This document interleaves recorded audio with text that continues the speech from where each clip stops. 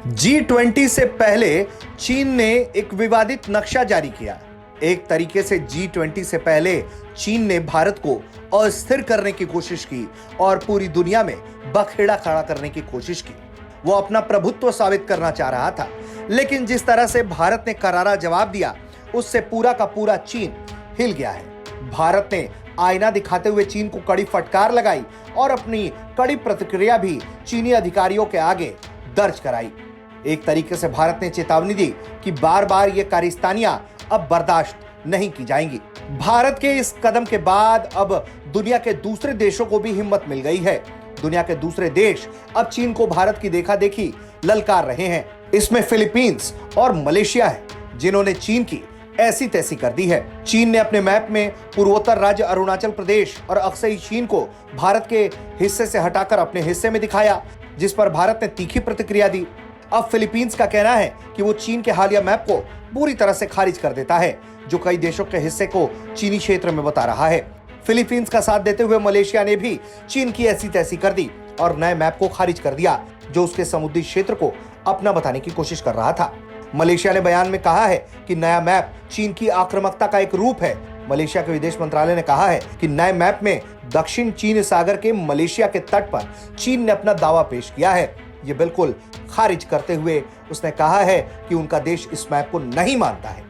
दक्षिण चीन सागर मुद्दे को जटिल, संवेदनशील बताते हुए इस तरह के कई विवाद हैं, जिसे लेकर चीन लगातार एक तरफा बनाने की कोशिश करता रहता है।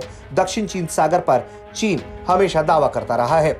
दक्षिण चीन सागर व्यापार के लिहाज से बेहद अहम है, क्योंकि इसके जरिए सालाना खरबों डॉलर का व्यापार होता है। एक अंतर्राष्ट्रीय अदालत ने भी ये साफ कह दिया कि चीन के दक्षिण चीन सागर पर अधिकार के दावे का कोई कानूनी अधिकार नहीं है। बावजूद इसके चीन अपने दावे से पीछे नहीं हट रहा।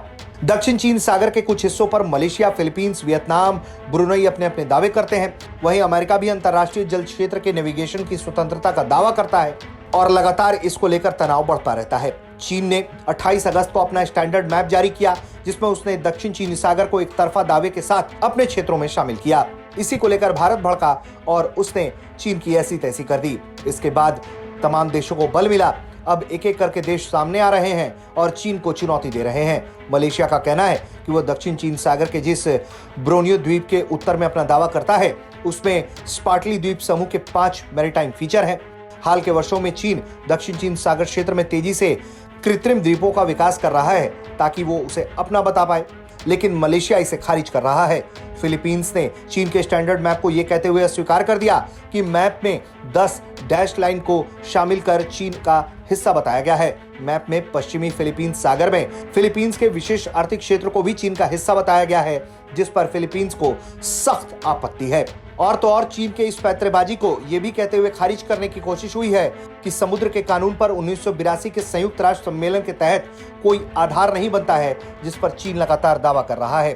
वहीं चौतरफा हमलों से परेशान चीन का कहना है कि स्टैंडर्ड मैप 2023 को जारी करना कानून के अनुसार चीन की संप्रभुता का एक नियमित अभ्यास है। लेकिन जिस तरह से चीन लगातार इस तरह के लफड़े कर रहा है, उससे एक बात साफ है कि चीन इस वक्त पूरी दुनिया में अशांति फैलाना चाहता है। खासकर G20 शिखर सम्मेलन से पहले इस तरह के कदम उठाना यह बताता है कि चीन भारत को अस्थिर करने की लगातार कोशिश कर रहा है। लेकिन चीन की लगातार इस तरह की कोशिशों को भारत विफल करने में पुख्ता तौर पर जुटा हुआ है। ब्यूरो रिपोर्ट, भारत तक।